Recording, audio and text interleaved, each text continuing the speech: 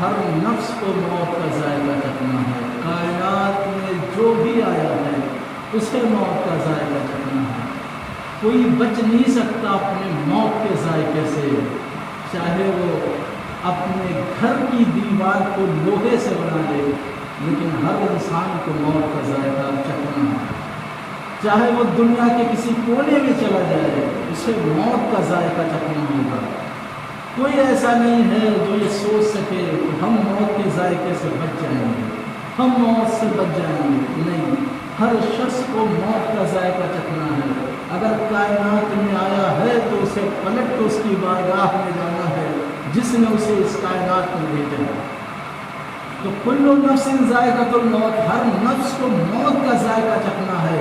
یہ ذائقہ کیا ہوتا ہے؟ ذائقہ کے معنی ہوتے ہیں ٹیسٹ کے، ٹیسٹ کرنا، ذائقہ لینا. اب ٹیسٹ کے معنی جب ذائقہ ہوتا ہے، جب ذائقہ کے معنی ٹیسٹ ہوتا ہے تو ہمیں معلوم کرنا چاہیے ہماری موت کا ذائقہ کیسا ہے. کیونکہ اس کائنات میں جتنی بھی شے ہے ذائقے دار، ٹیسٹ کرنے والی، اس کا الگ الگ ذائقہ پایا جاتا ہے. مثلا اگر شکر ہے تو اس کا ذائقہ میٹھا ہے، اس کا ٹیسٹ میٹھا ہے. اگر لیمو ہے تو اس کا ذائقہ کڑوا ہے. اگر مرچ ہے تو اس کا ذائقہ تیکھا ہے. یعنی کائنات میں جتنی شے ہے اس کا ذائقہ پایا جاتا ہے.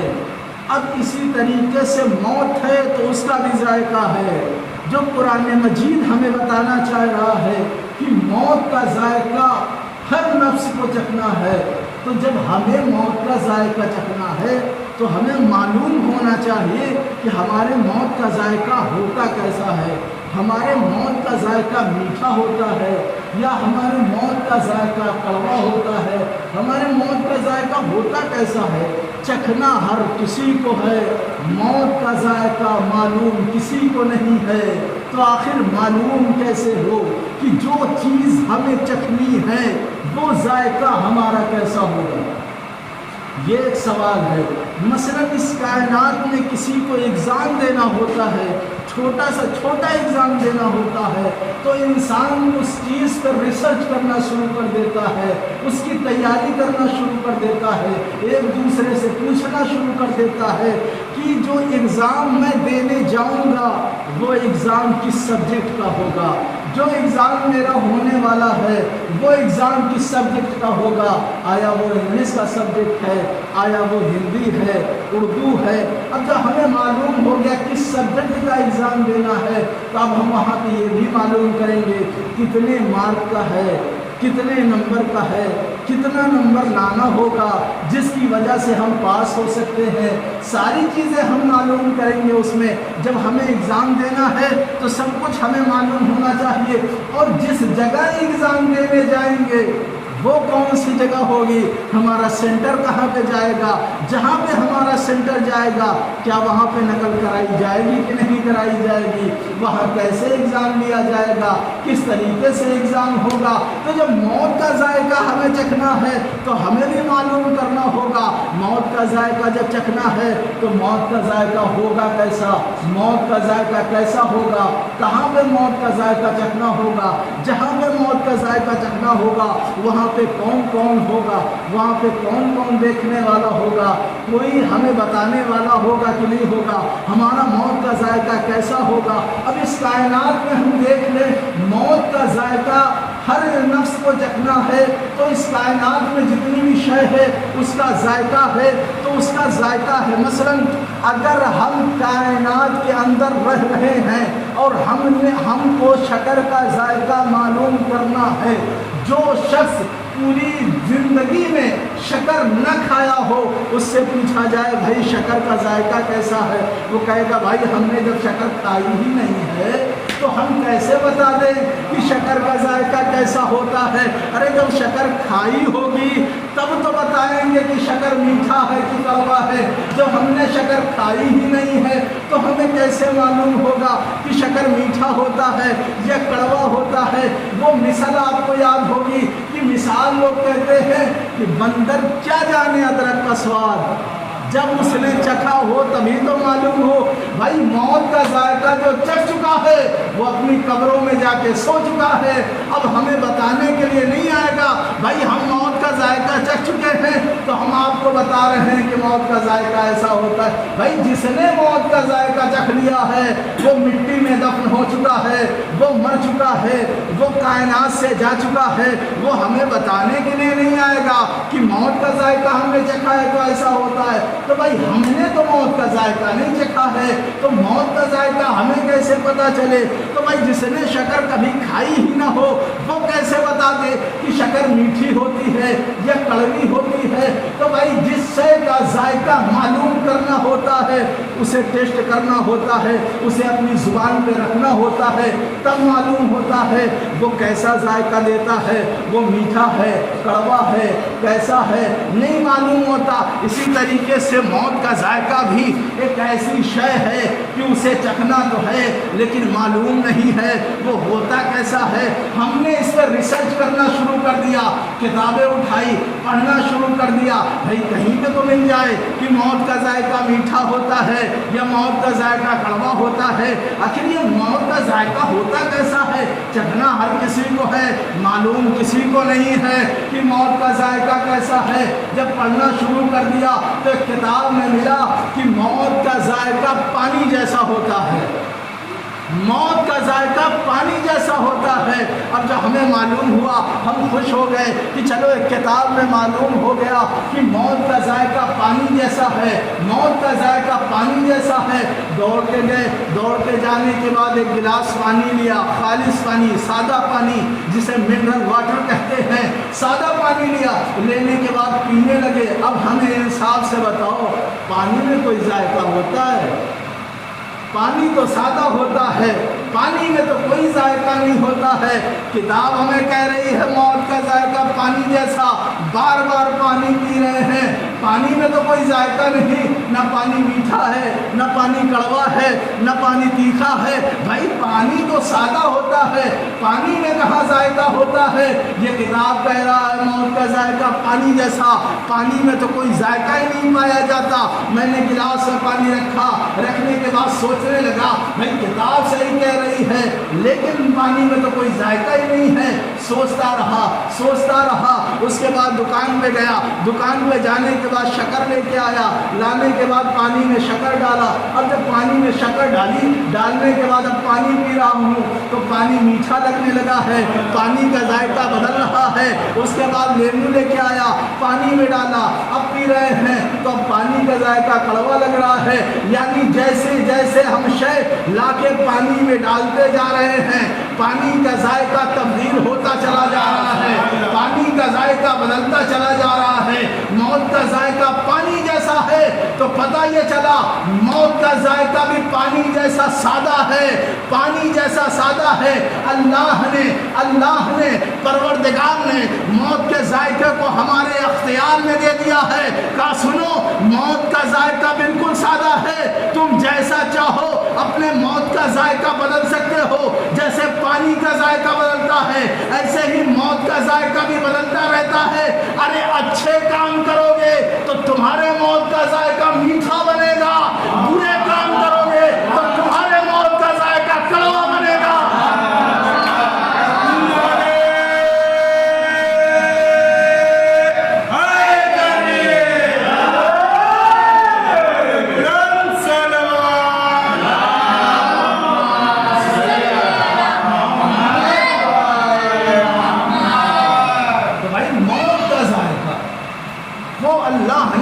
अख्तियार में दिया है, आप जैसा चाहो वैसा मौत का जायका बना लो। अच्छे फेल अंजाम दोगे तो मौत का जायका मीठा बनेगा, बुरे फेल अंजाम दोगे तो मौत का जायका कड़वा बनेगा।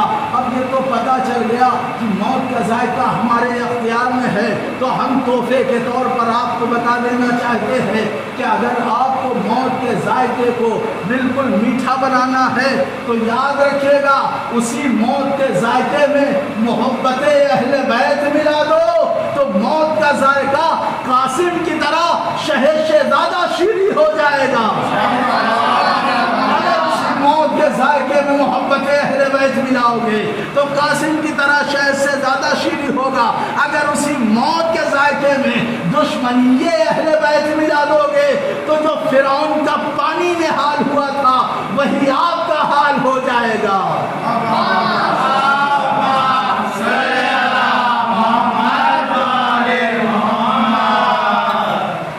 بس بات تمام کرنا ہو، ایک جملہ دیکھیں کہ موت کا ذائقہ آپ کے اختیار میں ہے، جیسا چاہیں ویسا بنا لیں۔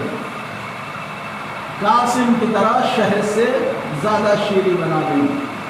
اور یاد رکھیے گا جب کسی کا انتقال ہوتا ہے، جب اس کا جنازہ اٹھتا ہے تو 500,000 افراد مل کر اس جنازے کو اس کی اصل منزل تک پہنچاتے ہیں، اسے قبرستان تک لے کے جاتے ہیں۔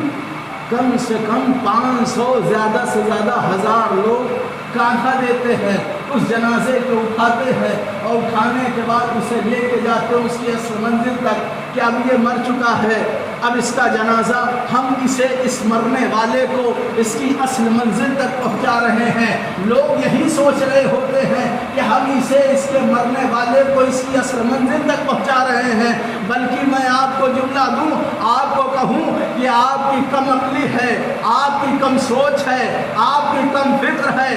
آپ 500,000 مل کر اس ایک اکیلے کو اس کی اصل منزل تک نہیں پہنچا رہے ہیں، بلکہ وہ ایک اکیلا آپ کے 500 آپ کو 1000 کو وہ ایک اکیلا آپ کی اصل منزل دکھا رہا ہے کہ آپ کو اسی منزل تک آنا ہے جہاں آپ مجھے لے جا رہے ہو۔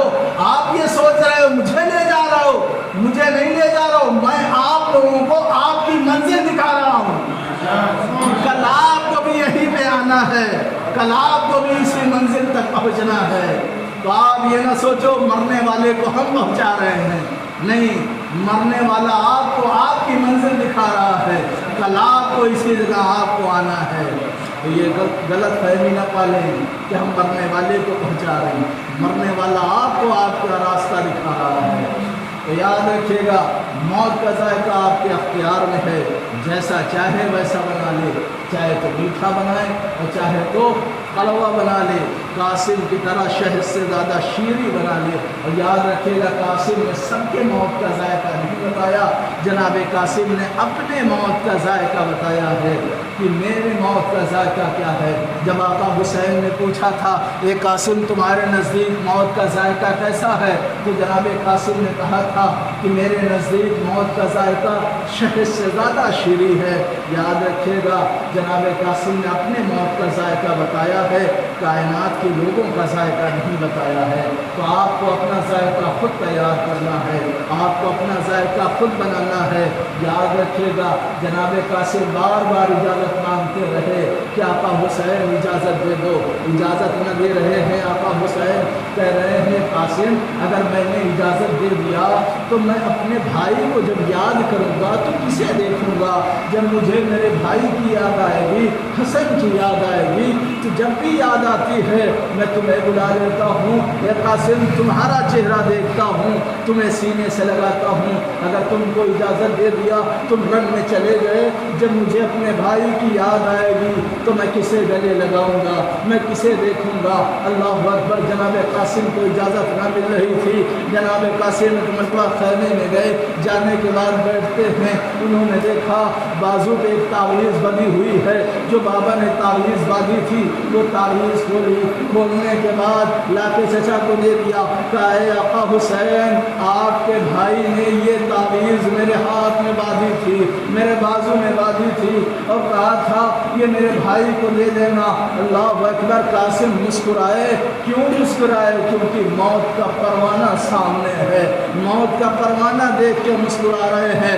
کائنات میں کوئی ہے جو موت کی خبر سن کے مسکرایا ہو؟ اللہ اکبر۔ قاسم موت کی خبر سن کے مسکرا رہے ہیں کہ اب اجازت مل جائے گی۔ جب دیکھا آقا حسین نے بھائی کی وصیت تو کہا قاسم اب میں نہیں روک سکتا، اب جاؤ اجازت دیتا ہوں کیونکہ یہ میرے بھائی کی وصیت ہے۔ لو اجازت مل گئی، میں پوری تاریخ نہیں پڑھوں گا، بس बस 2 जुमले पढ़ूंगा और मसाइल तमाम कर दूंगा। जनाब कासिम रंग में पहुँचने के बाद जहन्नमियों को वासले जहन्नम करना शुरू कर दिया। एक लम्हा वो आया जब जनाब कासिम घोड़े से ज़मीन पर आए, आवाज़ दी, ए आका हुसैन मेरी मदद को आओ। आका हुसैन ने जैसे ही आवाज़ सुनी कि कासिम मुझे अपनी मदद के लिए बुला रहा है, आका हुसैन खैमे से निकले, दौड़ते हुए आए। अरे जब रंग में पहुँचने के बाद देखते हैं कहीं कासिम नज़र नहीं आ रहे हैं, आवाज़ दे रहे हैं, ए कासिम नज़र क्यों नहीं आते, ए कासिम नज़र क्यों नहीं आते, ए कासिम नज़र क्यों नहीं आते। उसके बाद आका हुसैन बुलंदी पे गए। बुलंदी पे जाने के बाद कह रहे हैं, ए कासिम नज़र क्यों नहीं आते, ए कासिम नज़र क्यों नहीं आते। अब मुझे यहाँ बताओ, आखिर जनाबे कासिम जब थे रंग में तो नज़र क्यों नहीं आ रहे थे। मेरा दिल कहता है कि जनाबे कासिम क्यों नहीं नज़र आ रहे थे, वो ये वजह थी क्योंकि जब आका हुसैन खैमे से निकल के आ रहे थे तो घोड़े दौड़ाए गए थे। अरे जब घोड़े दौड़ाए गए तो कासिम के जिस्म पर घोड़े दौड़ रहे थे। अरे कासिम के लाश के टुकड़े कासिम पामाल हो रहे थे और कासिम के लाश के टुकड़े घोड़ों की सिमों में फंसकर रंग में बिखर चुके थे। अरे कासिम यकजा होते तो आका हुसैन को नजर आते। अरे कासिम को मैदान करबला में बिखर चुके थे, इस वजह से हुसैन को नजर नहीं आ रहे थे। बार बार आवाज दे रहे थे, ए कासिम नजर क्यों नहीं आते, ए कासिम नजर क्यों नहीं आते। अरे नजर तब आते जब कासिम यकजा होते। अरे कासिम तो मैदान करबला में इस तरीके से बिखर चुके थे कि लाश के टुकड़े मैदान करबला में बिखरे थे। अरे यही वजह थी जो तारीख ने लिखा कि जब आका हुसैन ने कहा, ए कासिम तुझे वक्त का इमाम बुला रहा है, तो कासिम के लाश के टुकड़े फिजाओं में उड़ने लगे। आका हुसैन ने देखा मेरा कासिम टुकड़ों में तकसीम हो चुका है। ए कासिम, हाय कासिम, वाह कासिम, इन्ना लिल्लाह